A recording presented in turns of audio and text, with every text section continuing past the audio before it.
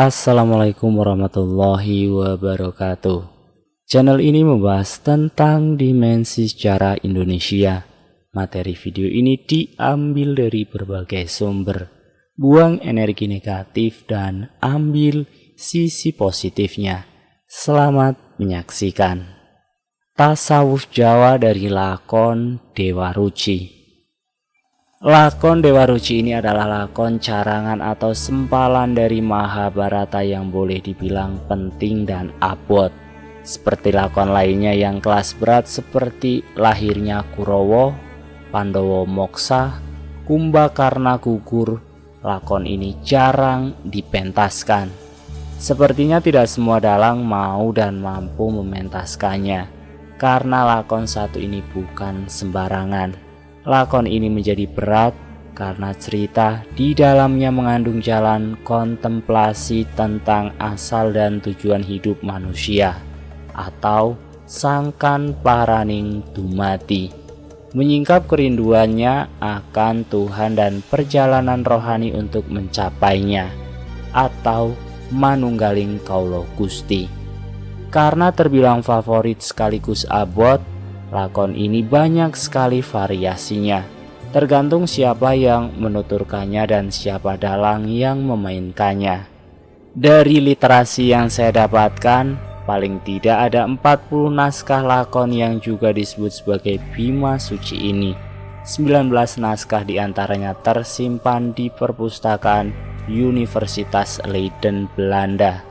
Sedangkan yang paling terkenal adalah Gubahan Pujangga Keraton Surakarta Yosodipuro berjudul Serat Kidung Dewa Ruci, yang disampaikan dalam bentuk tembang macapa dengan bahasa Kawi Sanskerta dan Jawa kuno. Nah, berikut ini saya mencoba tuturkan buat kisanak para penonton setia catatan sejarah. Cerita ini terjadi saat Pandawa bersama saudara-saudara sepupunya Kurawa sedang bersama menimba ilmu pada guru yang sama, yakni Resi Durna atau Kumbayana. Kurawa yang amat menyadari bahwa tahta kerajaan Astina yang saat itu diduduki ayah mereka, Destrarastra, adalah sekedar titipan dari ayah Pandawa, Pandu Dewanoto yang mati muda. Kalaulah nanti Pandawa telah dewasa, tahta itu harus dikembalikan kepada mereka, dan para saudara Kurawa yang berjumlah 100 itu bakalan lontang-lantung menjadi preman. Karena itu sejak awal Kurawa dengan berbagai jalan berusaha keras untuk melenyapkan Pandawa dengan cara halus ataupun kasar. Sebenarnya juga para Kurawa yang muda, berangasan dan pendek akal itu tidak mampu merancang tindakan yang kebanyakan jenius itu tanpa bantuan sang pemikir Harya Sengkuni atau Arya Suman, adik ibunya Gendari yang diangkat jadi patih kerajaan Astina. Wajar saja sang paman juga sangat berkepentingan akan kelangsungan kekuasaan keponakannya kan? Kalau saja Pandawa dapat menguasai kerajaan, apa iya dia nggak jadi kere? Dengan akal bulusnya Patih Sengkuni berhasil membujuk Resi Durna untuk membantu program Kurawa itu, melenyapkan Pandawa. Sasaran utamanya adalah Pandawa si nomor 2, Raden Werkudara alias Arya Bimasena, dan si nomor 2, Raden Jenoko alias Arjuno. Dua orang Pandawa yang kesaktiannya menyundul langit itu. Kalau dua orang itu sudah game over, yang lain cemen saja. Untuk saat ini skala prioritasnya adalah sang Bimasena yang punya posisi strategis di Pandawa sebagai palang pintu, seperti posisi legenda hidup Bejo Sugiantoro di Persebaya. Sang Bima yang memang sudah menyelesaikan sesi latihan ragawinya kemudian diutus sang guru Resi Durna untuk mencari Tirta Prawitasari, air kehidupan, guna menyucikan batinnya demi kesempurnaan hidupnya. Benda itu harus dicari di hutan Tibaksara di Gunung Reksomuko. Ketika menghadap ibunya, Dewi Kunti Saudara-saudara yang lain mengingatkan bahwa mungkin ini hanya jebakan Sengkuni, karena hutan itu sudah terkenal sebagai alas yang liwang-liwung, soto marah, soto mati, atau hutan raya tak tertembus. Makhluk yang mencoba masuk 9,99% akan mati. Tapi Bima ngotot dan pede abis. Perintah guru tidak mungkin ditolaknya, meskipun karena itu dia harus menyerahkan jiwanya. Melihat keteguhan hati anaknya, sang ibu akhirnya merestuinya. Sang Bima pun akhirnya berangkat menjalankan tugas gurunya. Seluruh hutan sudah dijelajahinya, tapi yang dicari tidak ada. Malah membangunkan dua raksasa penunggu hutan, Rukmuka dan Rukmakala, yang lagi enak-enak tidur. Perkelahian segera terjadi dan dua raksasa itu terbunuh oleh sang Bima. Menyadari bahwa yang dicarinya tidak ada, sang Bima kembali menghadap gurunya.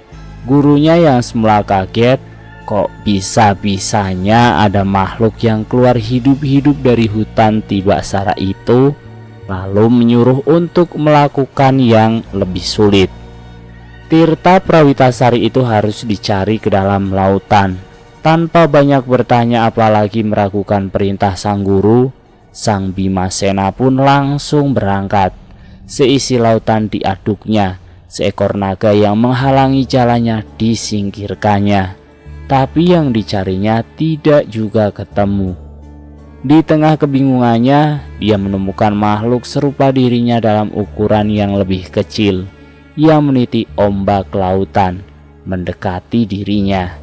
Makhluk itu memperkenalkan dirinya sebagai Sang Dewa Ruci, sang suksma sejatinya, diri yang sebenarnya. Pembicaraan antara dua makhluk inilah yang menjadi inti cerita ini.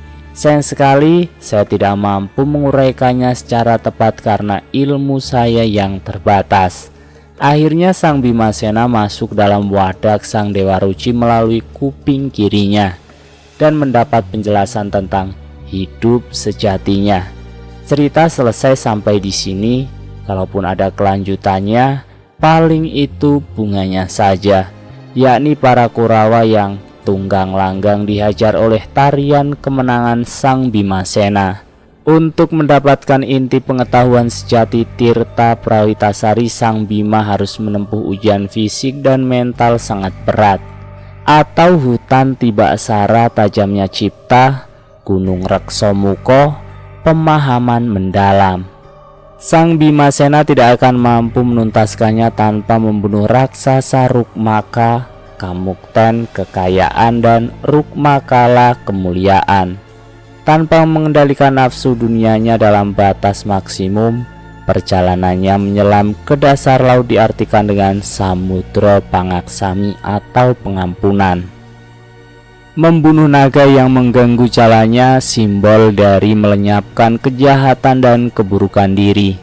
Pertemuannya dengan sang Dewa Ruci melambangkan bertemunya sang wadak dengan suksma sejati. Masuknya wadak Bima ke dalam Dewa Ruci dan menerima wahyu sejati bisa diartikan dengan manunggaling kaulo Gusti, bersatunya jati diri manusia yang terdalam dengan penciptanya. Kemanunggalan ini mampu menjadikan manusia untuk melihat hidupnya yang sejati. Dalam istilah kejawen, mati sakjroning urip, urip sakjroning mati, atau mati dalam hidup dan hidup di dalam mati. Ini adalah esensi dari kawruh kejawen, perjalanan tasawuf untuk menukik ke dalam dirinya sendiri. Sekian, salam rahayu. Wassalamualaikum warahmatullahi wabarakatuh.